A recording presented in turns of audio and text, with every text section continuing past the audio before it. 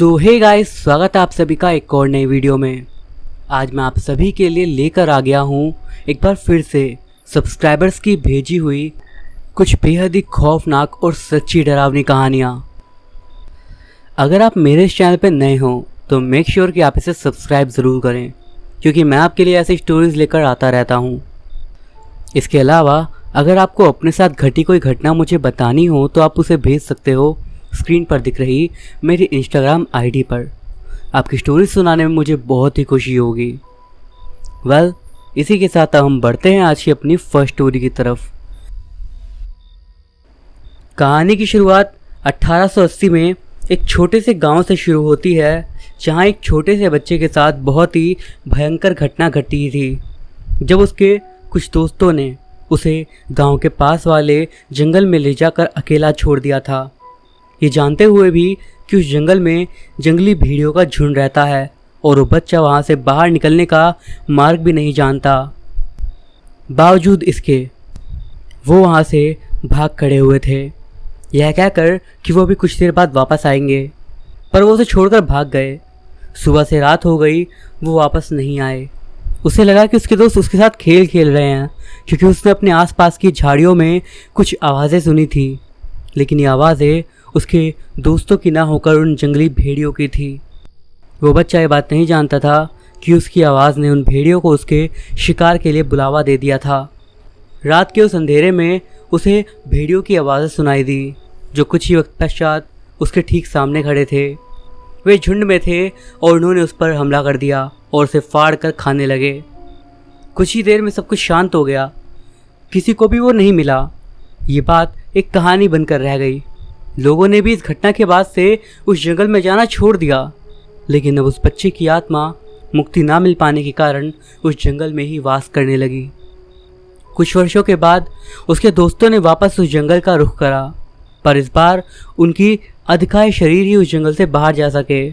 उनमें से एक ने मरते वक्त बताया कि ये उसी बच्चे की आत्मा का काम है जिसे उन्होंने जानबूझकर उस जंगल में छोड़ दिया था, ये जानते हुए भी कि वहाँ जंगली भेड़िए रहते हैं। अब वो बहुत भयंकर बन चुका है। गांव वालों ने उस जंगल में जाना ही छोड़ दिया। कुछ गांव वाले जो जंगली जानवरों का शिकार करने में पारंगत थे, उन्होंने उस जंगल में जाने का साहस करा कि शायद वे उस बच्चे की आत्मा को मुक्ति दिला सकते हैं, पर वे उनके अधखाए शरीर ही मिले।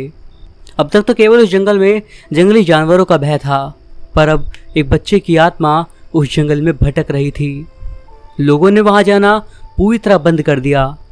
वक्त बदला और वो जगह भी गांव से बदलकर शहर बन गई, लेकिन वो जंगल वैसे का वैसा ही रहा। रात में हमेशा वहां से अजीबोगरीब आवाज़ें आती, पर ये आवाज़ें किसी जानवर की नहीं थी। रात के घने अंधेरे में एक कार ऊबड़ खाबड़ रास्तों पर दौड़ी जा रही थी। वो व्यक्ति खुद से ही बड़बड़ाए जा रहा था, इसे इस जंगल में ही फेंक दूंगा जहाँ वो जंगली भेड़िए इसका काम तमाम कर देंगे। और वैसे भी वो भूत की कहानियाँ भी तो है जो इस जंगल में आने वालों को मार देता है। इसे यहाँ छोड़कर भाग जाऊँगा, किसी को भनक तक नहीं लगेगी कि क्या हुआ। थोड़ी देर बाद उसने अपनी कार उसी जंगल में लाकर रोकी जहाँ आने के बारे में सोचकर जंगल के आसपास वाले गाँव वाले डर जाते थे। उसने अपनी कार से एक बेहोश बच्चे को बाहर निकाला और वहीं जंगल में छोड़कर चला गया। रात के अंधेरे में भेड़ियों की आवाज़ सुनाई दे रही थी और गांव वालों के मुताबिक उस आत्मा का वास भी उस जंगल में है। ये बातें उस अंधकार में जंगल को और ज़्यादा डरावना बना रही थी, और उन सब से इतर उस बच्चे के होश ही गायब थे। उस बच्चे की गंध भेड़ियों को मिल चुकी थी और वो पेड़ों के पीछे झुरमुट से निकलते हुए उसकी तरफ बढ़ रहे थे। ये सब कुछ कोई देख रहा था, कोई ऐसा जो कि एक पेड़ पर बैठा था, जो पहले भी इन सब का शिकार हो चुका था, पर अभी वो शांति से उस बच्चे को देख रहा था, जो रात में इस अंधेरे जंगल के बीचों बीच बेहोश पड़ा हुआ था और कुछ भी नहीं कर सकता था। भेड़िए उसके सामने आ चुके थे और उस बच्चे को मारने के लिए आगे बढ़ चुके थे। जो घटना उसकी आत्मा के साथ पहले भी हो चुकी थी, वो आज उसे अपने सामने किसी और बच्चे के साथ होता हुआ देख रहा था। उसके अंदर पहले की सारी घटनाएं चलचित्र की तरह उमड़ने लगी थी कि कैसे उसके दोस्त जो उसे ज़बरदस्ती इस जंगल में लाए थे घुमाने के लिए, फिर उसे वहीं छोड़कर भाग गए। आज इस बेहोश बच्चों के साथ भी वही होने वाला था जो उसके साथ हुआ था। वो इन भेड़ियों की दावत बनने वाला था। उस बच्चे की आत्मा अपने विचारों में मगन थी कि तभी उसकी तंद्रा टूटी, उस माँ के स्वर से जो उस बेहोश बच्चे के मुंह से आ रही थी। वो जाग रहा था और जागते ही वो उन भेड़ियों का आहार बनने वाला था, जो उसे मरा हुआ समझकर उसके चारों ओर घेरा बनाकर खड़े थे, क्योंकि भेड़िए ये निश्चित कर लेना चाहते थे कि वो किसी और का शिकार किया हुआ तो नहीं है जिसने उसे यहाँ रख छोड़ा है। वैसे तो किसी और का ही वो शिकार था जिसने उसे इस निर्जन अंधकारमय जंगल में जानबूझकर छोड़ दिया था, पर उसकी जाति भेड़ियों से भी निम्न थी, जो सीधे अपने शिकार से भिड़ तक नहीं सकता था। इसीलिए उसने रातों रात इस बच्चे को अपने बदले के लिए चुना था और इस जंगल में ला छोड़ा था। भेड़ियों और उस बच्चे के बीच बस कुछ दूरी का फासला था, तभी एक बिजली सी कौंधी और वो बच्चा उन भेड़ियों के बीच से ऐसे गायब हो गया जैसे वो वहाँ था ही नहीं। वो सारे भेड़िए अपने आसपास देखने लगे कि आखिर वो कहाँ चला गया। तभी उन्हें किसी तरह की आवाज़ें सुनाई दी और वे उस दिशा की ओर भागे जहाँ से आवाज़ें आई थी। तुम्हारा नाम क्या है? वेद। और तुम्हारा? स्वामी। उस बच्चे का नाम वेद था जिसे उस जंगल में वो व्यक्ति छोड़कर चला गया था, और स्वामी वो जिसने उसे भेड़ियों से बचाया था। तुम्हें डर नहीं लगता इस घने जंगल में, ऐसे रात को इन जानवरों के बीच में? नहीं, पर वो आदमी कौन था जो तुम्हें इस जगह पर छोड़कर चला गया? कौन आदमी? मैं तो अपने चाचा जी के साथ कार में था, मैं यहाँ कैसे आया? स्वामी उसे देखकर मुस्कुराने लगा। वेद अब उसे घूरने लगा। क्या तुम यहाँ मुझे आए हो? नहीं, यहाँ इंसान नहीं आते। क्यों? यहाँ जंगली जानवरों की वजह से यहाँ आने से वो डरते हैं। हाँ वो तो है, लेकिन यहाँ उससे भी ज़्यादा एक आत्मा की वजह से भी इस जंगल में कोई नहीं आता। स्वामी ने अपना वाक्य पूरा करा। क्या? आत्मा? वेद के होश उड़ गए। और तुम यहाँ इस जंगल में कैसे हो, इस भूतिया जंगल में इतने निश्चिंत होकर? मेरी छोड़ो, तुम अपनी सोचो। अब तुम बाहर कैसे जाओगे इस जंगल से? इस वक्त वो एक बड़े से पेड़ की टहनियों पर बैठे थे जो जंगली जानवरों से बचाव के लिए उपयुक्त था, पर रात के 2 प्रहर अभी बाकी थे और वेद को जंगल का रास्ता मालूम नहीं था। कहानी सुनोगे? स्वामी ने कहा। हाँ, एक बच्चे की जो तुम्हारी तरह इस जंगल में फंस गया था। ठीक है, सुनाओ। फिर स्वामी ने अपनी सारी वास्तविक घटना उसे एक कहानी की तरह सुनाई, और ये सब सुनकर वेद को भी दुख हुआ और उसे उसके दोस्तों पर क्रोध भी आया। तो उस बच्चे की आत्मा वो भी कहाँ है? क्या लगता है तुम्हें? अगर उस बच्चे ने उन सभी को मार दिया जो उसे इस जंगल में छोड़कर चले गए थे, तो उसका बदला तो पूरा हो गया। अब वो इस जंगल में भूत बनकर क्यों भटक रहा है? उसके शरीर के अवशेष अभी भी इस जंगल में हैं, जिसकी वजह से वो मुक्त नहीं हो पाया। इस बार उसके स्वर में निराशा का पुट था।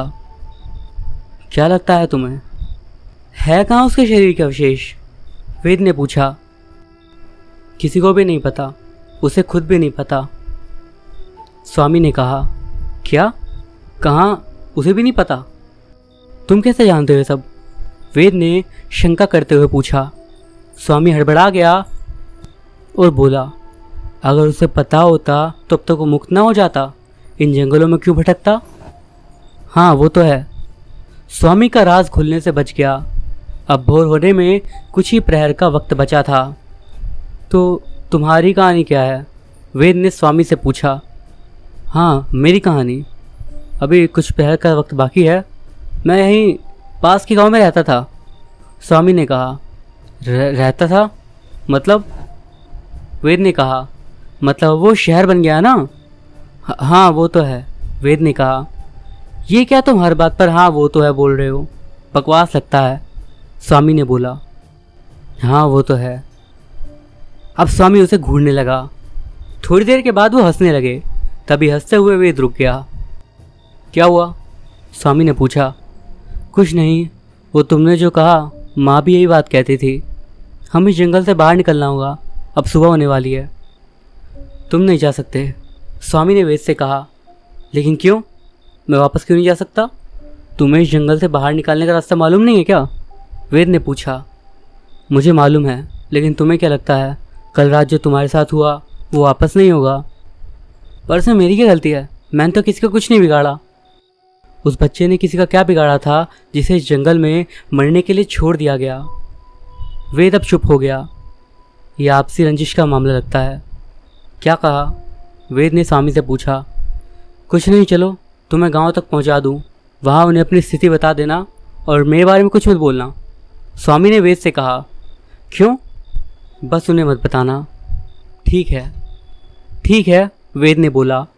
स्वामी ने उसे जंगल की सरहद के पार छोड़ा और पीछे जाने के लिए मुड़ा। वेद ने उसे शुक्रिया करना चाहा, पर स्वामी जा चुका था। अरे कहाँ गए स्वामी? मेरे साथ ही तो थे। वेद ने अपनी निगाह एक जंग लगे लोहे के बोर्ड पर डाली जिस पर छपा था मतंगपुर। वहां पहुंचकर उसे कुछ गांव वाले मिले और गांव वाले उसे इस निर्जन जंगल से रास्ते से आते हुए देखकर हैरान थे। उन्होंने उस बच्चे से बात करनी चाही, तब वेद ने अपनी सारी कहानी गांव वालों को कह सुनाई। गांव वाले उसकी बात सुनकर हैरान थे कि उस बच्चे की आत्मा ने आखिर इस बच्चे की मदद क्यों करी। वो उसके इस तरह के बर्ताव से हैरान थे, पर कुछ निष्कर्ष नहीं निकाल पा रहे थे। उसने तो इस गांव के लोगों को हमेशा से मारा है, जबकि वो उसके अपने गांव के थे। फिर क्यों उसने आज इस बाहर के लड़के की मदद करी? सोचने वाली बात है, एक व्यक्ति ने बोला। पर तुम ये भी तो भूल रहे हो कि उसने उन्हीं लोगों को मारा जिन्होंने उसे नुकसान पहुंचाया था। उस समूह में से किसी ने कहा। पर जो वहाँ केवल लकड़ियाँ लाने गए थे उनका क्या? हाँ वो तो है। आप सभी क्या उस बच्चे स्वामी के बारे में कुछ जानते हैं? वेद ने पूछा। सब भौचक्के होकर उसे देखने लगे। क्या मैंने कुछ गलत पूछा? नहीं बच्चे, क्या स्वामी ने तुम्हें बचाया उन भेड़ियों से? गांव के किसी व्यक्ति ने पूछा।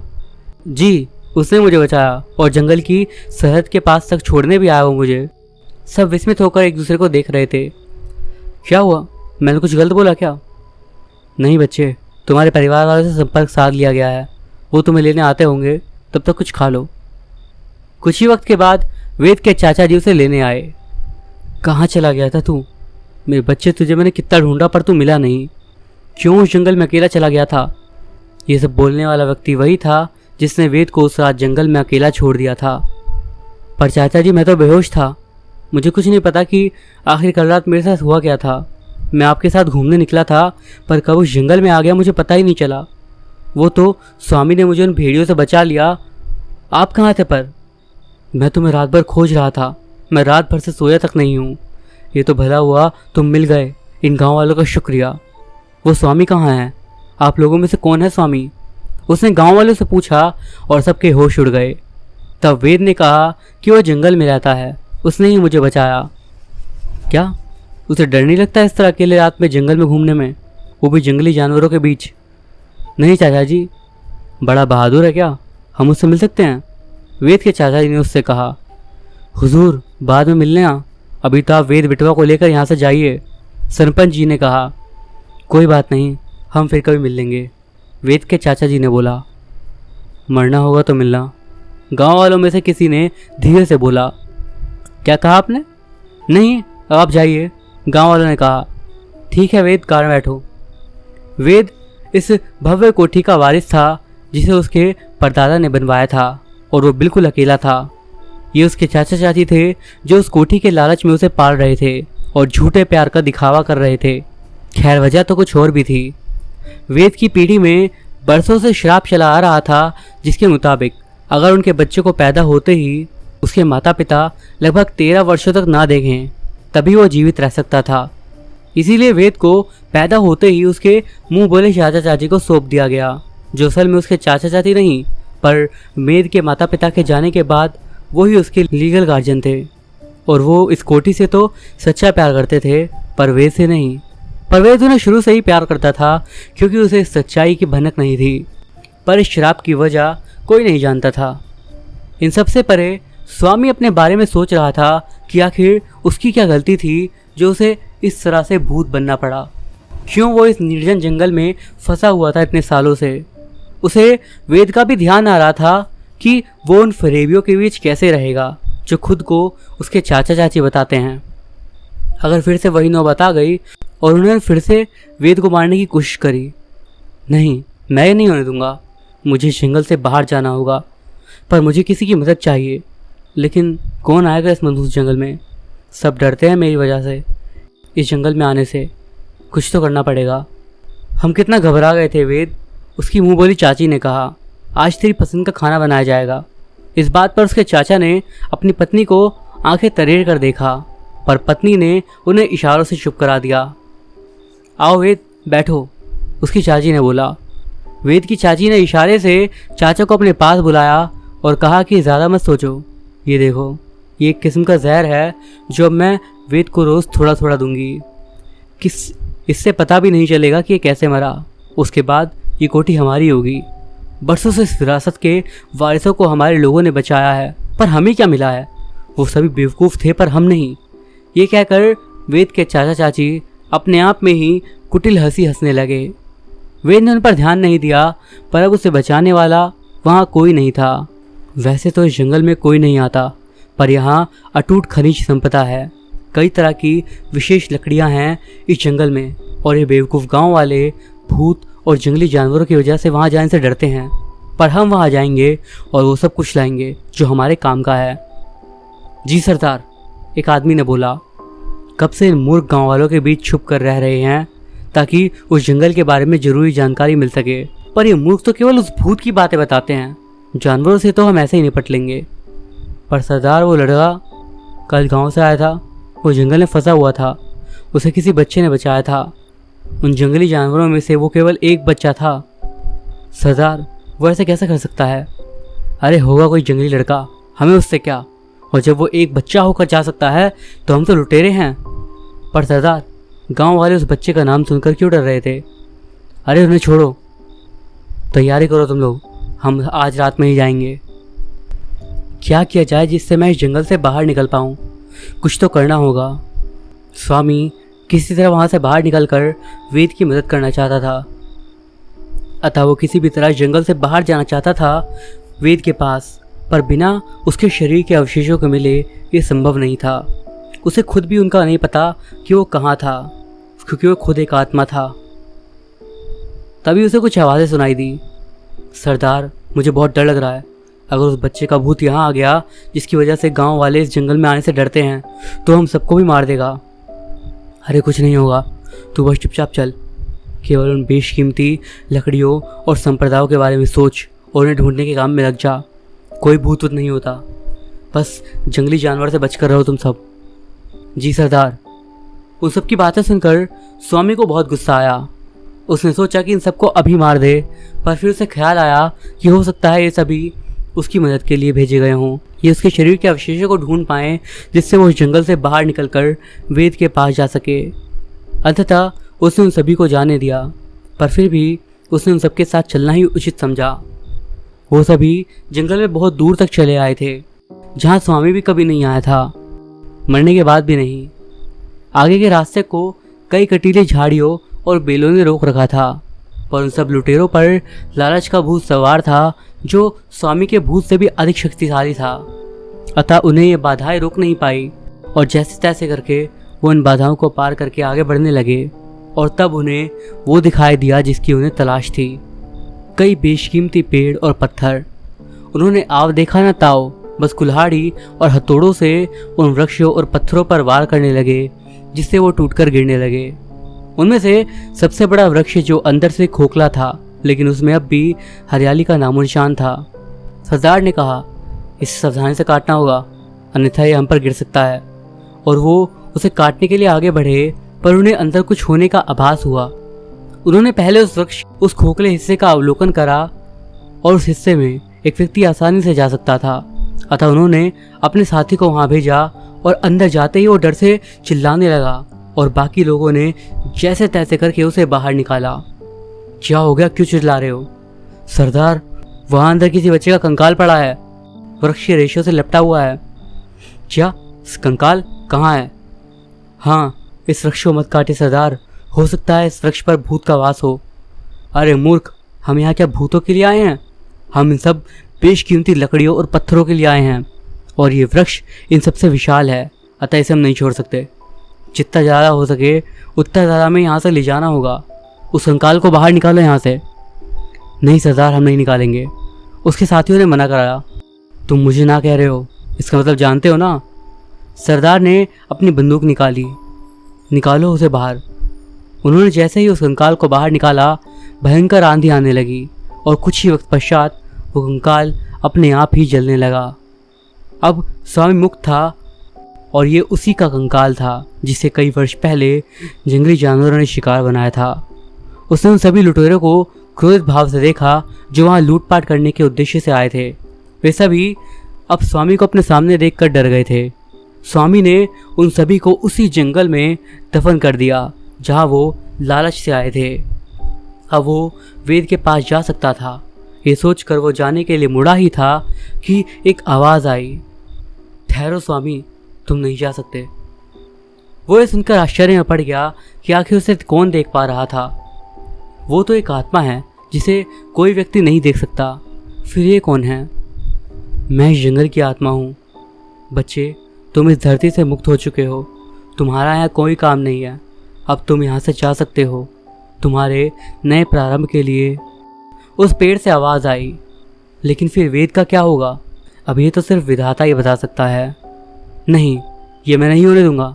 मैं वेद को उन राक्षसों के बीच में नहीं छोड़ सकता। स्वामी बोला, इतने सालों तक मैं इस जंगल में भटकता रहा क्योंकि जंगली जानवरों ने मुझे अपना शिकार बनाया, और ये सब हुआ उन सभी के सभी विश्वघातों की वजह से जिन पर भरोसे करके मैं इस जंगल में आया था। वेद अपनी उस बड़ी सी कोठी में अकेला बैठा हुआ था। उसे बड़ा अजीब लगता था कि वो उसके चाचा चाची एक साथ बैठकर खाना नहीं खाते जब से उसने उन्हें स्वामी के बारे में बताया था। उसे याद आया कि गांव वाले भी कैसे उस दिन स्वामी के बारे में उल्लेख करने पर डर गए थे। वेद को कोठी के सारे सेवक भी दिखाई न देते। सारा भार चाचा चाची ने संभाला हुआ था और उसे हमेशा से उसके कमरे में बंद करके रखा जाता था, जो कभी उसके परदादा का था, जो कोई तरह की धूल खाई तस्वीरों से भरा पड़ा था। वेद के पास अभी वक्त था तो उसने सोचा क्यों न उन तस्वीरों को ही देखा जाए। उनमें से कई तो उनकी जवानी की तस्वीरें थी। वो किसी तरह की राजस्थानी वेशभूषा में थे। उनके साथ 2 छोटे बच्चे भी थे, ठीक उसी तरह के वेशभूषा में। शायद ये दादाजी उनकी बहन होंगी, वेद ने सोचा। कुछ इस तरह की तस्वीरें और थी जिन्हें पेंटिंग के जरिए बनाया गया था। तभी वेद की निगाह एक धुंधली तस्वीर पर पड़ी जो कि काफ़ी पुरानी थी, जिसमें 2 बच्चे साथ खड़े थे। एक तो वही राजस्थानी कपड़ों में था और दूसरा किसी तरह के ग्रामीण कपड़ों में। वेद को वो बच्चा जाना पहचाना लगा और उसने उस तस्वीर से धूल साफ करी और उस बच्चे को गौर से देखा और तब उसके चेहरे की हवाइयाँ उड़ गई। ये कैसे कह सकता है? ये कैसे हो सकता है? ये तो वही है स्वामी। वो इस तस्वीर में कैसे हो सकता है? यहाँ स्वामी पर दबाव बढ़ता जा रहा था। उसे किसी भी तरह वेद के पास पहुंचना था, पर जंगल की आत्मा उसे इस कार्य को करने की इजाज़त नहीं दे रही थी और स्वामी की सारी शक्तियाँ भी उसे उस खोखले वृक्ष के आगे फीकी पड़ रही थी। और फिर उसने हार मान के कहा, क्या मैं बस वेद को देख सकता हूँ? ठीक है, पर तुम उसके पास नहीं जा सकते। ठीक है। कुछ वक्त के बाद एक आयाम द्वार खुला जिसमें स्वामी को वेद किसी धूल और मकड़ियों के जालों से भरे कमरे में नजर आया। वेद, स्वामी जिज्ञासा और प्रसन्नता से चिल्लाया, वो तुम्हें नहीं सुन सकता, केवल हम उसे देख सकते हैं। स्वामी मायूस हो गया। कुछ देर तक स्वामी बस उसे यूं ही देखता रहा और कुछ देर के बाद वो आयाम बंद हो गया। क्या तुम तैयार हो? हाँ कहकर वो वापस उस ओर देखने लगा जहां वो आयाम द्वार प्रकट हुआ। तभी उसने अचानक ही वृक्ष से कहा, मेरी एक इच्छा है, क्या तुम पूरी करोगे? स्वामी ने कहा, कहो, लेकिन वो इच्छा गलत उद्देश्य से नहीं होनी चाहिए। वेद के बारे में तो आप जानते हैं, उसके भाग्य में भी कुछ ऐसी बातें हैं जैसे मेरे भाग्य में थी। स्वामी ने जंगल की आत्मा से कहा, ये मैं तुम्हें नहीं बता सकता, लेकिन ये क्या? कहते हुए वृक्ष चुप हो गया। क्या नहीं था? स्वामी ने कहा, तुम चुप रहो। वृक्ष ने स्वामी से कहा, ये नियमों के खिलाफ है, उन्हें ऐसा करने से रोकना होगा। अब स्वामी तुम्हें जाना होगा। पर मैंने तो अभी तक वेद को नहीं देखा। फिर कैसे? स्वामी ने कहा, मैं तुम्हें वेद के पास खुद भेज रहा हूँ। क्या? स्वामी की खुशी का ठिकाना ना रहा। पर आपके नियम? तब वृक्ष ने कहा, उसे तुम्हारी ज़रूरत है, तुम्हारी किस्मत उससे जुड़ी हुई है। मुझे आपकी बातों का मतलब नहीं समझ में आया। समझ जाओगे, अब जाओ, इस खोखले हिस्से के दूसरी ओर तुम्हारी मंजिल है। ठीक है, जैसा आप कहें। इसका मतलब स्वामी ही वो भूत है। मुझे चाचा चाची को बताना होगा, वो मुझे मार भी सकता है, कहीं वो मेरे साथी तो नहीं। कहकर वेद डर से चारों ओर देखने लगा और ज़ोर ज़ोर से चिल्लाने लगा। अब मुझे वेद से मिलने से कोई नहीं रोक सकता, पर यह जगह कुछ पहचानी हुई सी क्यों लग रही है? पता नहीं, क्या मैं यहाँ पर पहले भी आया हुआ हूँ? स्वामी ने खुद में ही पूछा। उसने मुझसे झूठ बोला, वही उस जंगल का भूत है। उसने ही उन गांव के लोगों को मारा होगा और मुझे झूठी कहानी सुनाई होगी। पर उसने मुझे कैसे उस जंगल से जाने दिया? वो मुझसे क्या चाहता है? वो क्या करना चाहता है?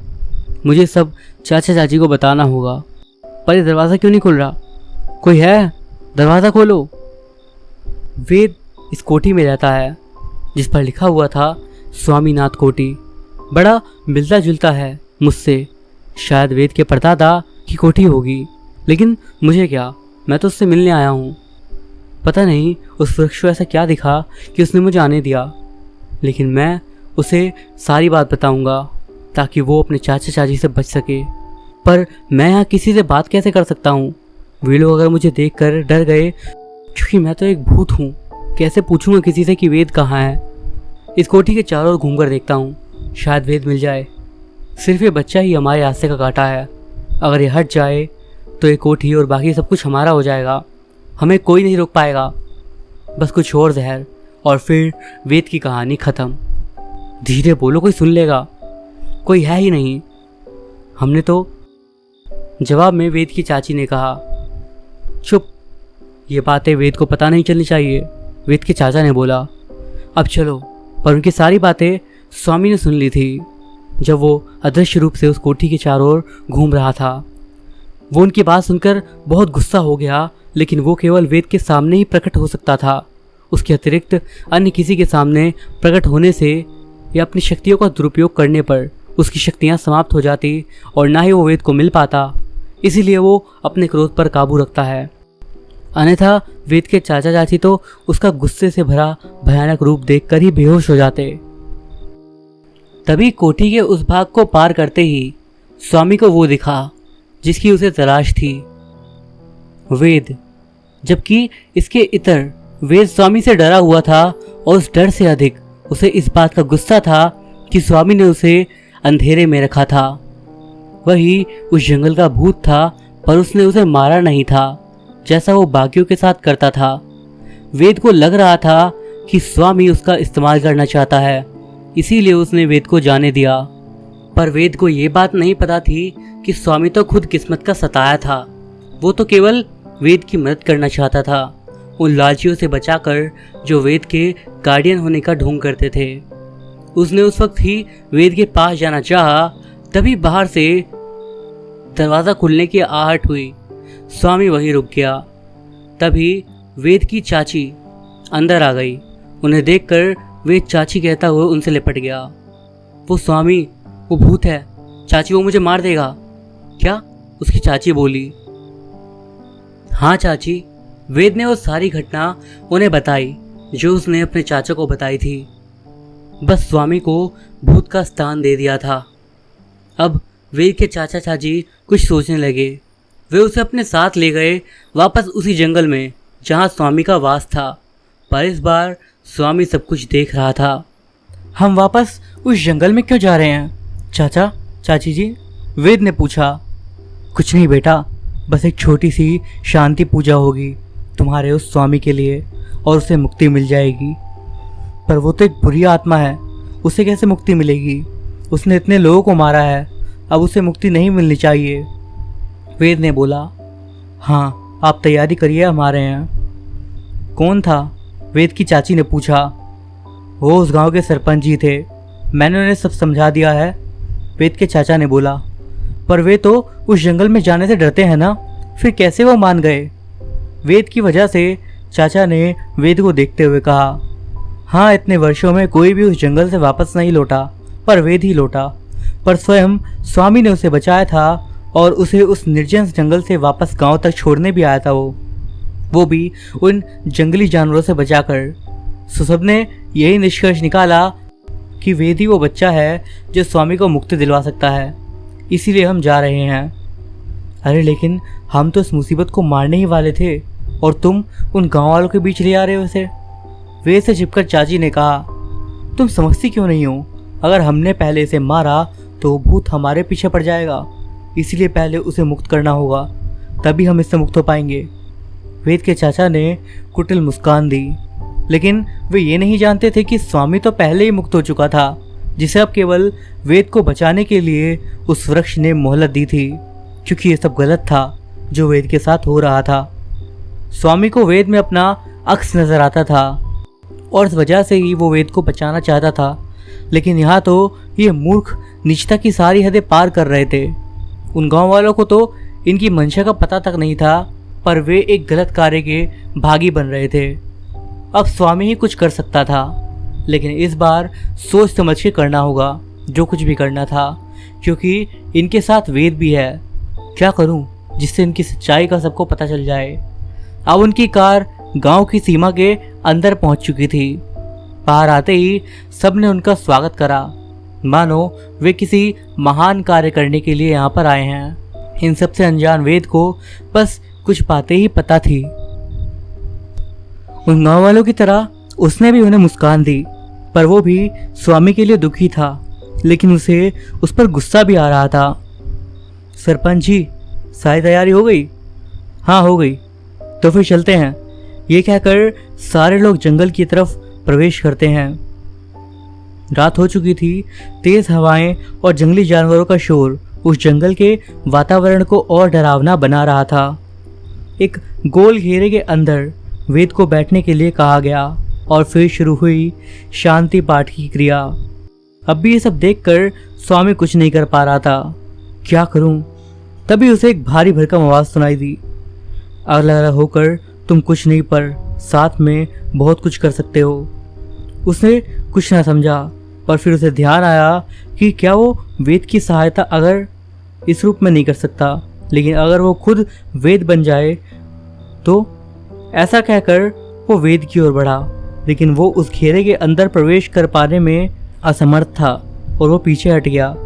उसे कुछ समझ नहीं आया और तभी वो आवाज़ फिर से गूंजी और थोड़ी देर बाद ही सैकड़ों भेड़िए उस जंगल में खड़े ग्रामीणों के आसपास घूमने लगे।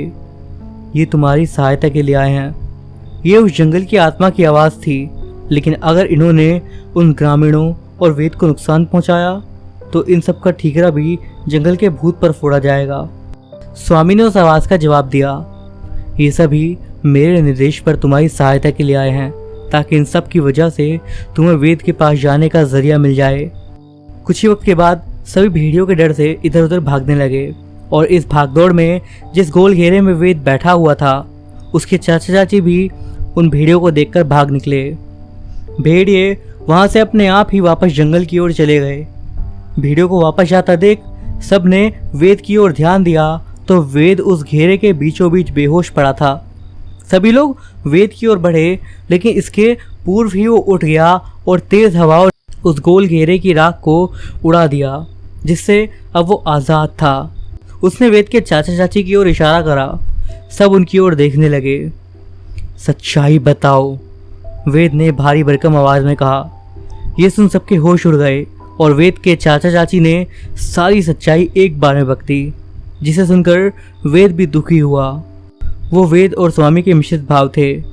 अब उन्हें सभी गांव वालों ने मिलकर पुलिस के हवाले कर दिया, लेकिन अब वेद के साथ कौन रहता, ये बात सबको परेशान कर रही थी। अब स्वामी भी वेद के सामने था और सारे लोग उसे देख पा रहे थे। मैं तुमसे गुस्सा हूँ। क्यों? तुमने मुझे सच्चाई क्यों नहीं बताई? अगर बताता तो तुम भाग लेते, अगर बताता तो तुम मान लेते, और अगर तुम जान जाते कि मैं भूत हूँ तो क्या तुम मुझ पर विश्वास करते? लेकिन मैं ये नहीं समझा कि तुम्हारी तस्वीर परदादा के साथ कैसे? क्या कि तुम्हारे घर में परदादा के साथ मेरी तस्वीर? स्वामी ने हैरानी से पूछा। वो कोठी में मैंने देखा। वेद ने बोला, चलो मुझे भी दिखाओ। ये रही वो तस्वीर जिसे देखकर स्वामी कुछ अनिश्चित होकर वेद को देखने लगा। क्या हुआ स्वामी? वेद ने बोला, ये मेरा भाई है। स्वामी ने कहा, क्या मेरे परदादा तुम्हारा भाई है? हाँ, पर चचेरे। मतलब तुम भी मेरे परदादा हो? और पर ये सब तुम्हारे साथ क्यों? हमारी खूब जमती थी, पर चाचा चाची को ये गवारा ना था, क्योंकि वे नहीं चाहती थी कि सब स्वामी यानी मुझे मिले, क्योंकि हमारे दादा ने सब कुछ मेरे नाम कर दिया था। अब छोटी सी उम्र में मैं उस कोठी का वारिस बन गया था, लेकिन तुम्हारे परदादा को कुछ भी नहीं मिला, क्योंकि चाची चाची की नीयत मुझे लेकर दुर्भावना से भरी हुई थी। सो उन्होंने ये कहकर स्वामी वेद को देखने लगा, लेकिन अब तुम मेरे वारिस हो। स्वामी ने उसकी ओर देखकर कहा, जी परदादा। परदादा नहीं, सिर्फ स्वामी। इतना कहकर उन्होंने कहा कि ये कोठी तुम्हारी है और तुम मेरे वारिस ही नहीं बल्कि मेरे सच्चे मित्र भी हो। तुम गांव वालों को ये तस्वीर ज़रूर दिखाना और उन्हें स्वामी के बारे में ज़रूर पूछना। वो तुम्हें किसी से मिलाएंगे जो तुम्हारे हैं। जी परदादा जी, मतलब जी स्वामी, वेद ने बोला। तभी एक दिव्य प्रकाश आया और उसमें से आवाज़ आई, स्वामी। बाद की बातें वेद ने ना सुनी, लेकिन स्वामी उसकी ओर देखकर मुस्कुराया और कुछ ही वक्त के बाद उस प्रकाश के साथ स्वामी भी वेद को नहीं दिखा। तो दोस्तों, ये थी हमारी आज की कहानियाँ। स्टोरीज आपको कैसी लगी मुझे कमेंट्स के ज़रिए ज़रूर बताइएगा। वीडियो आपको अच्छा लगा हो तो मेक श्योर कि आप इसे लाइक करें। मैं अभिषेक मिलता हूँ आपसे अगली वीडियो में कुछ और ऐसी ही स्टोरीज़ के साथ। इस वीडियो पर एम करते हैं 300 लाइक्स के लिए। आई होप आप इतना पूरा कर दोगे। मैं अभिषेक मिलता हूँ आपसे अगली वीडियो में कुछ और ऐसे ही स्टोरीज़ के साथ। तब तक के लिए बाय।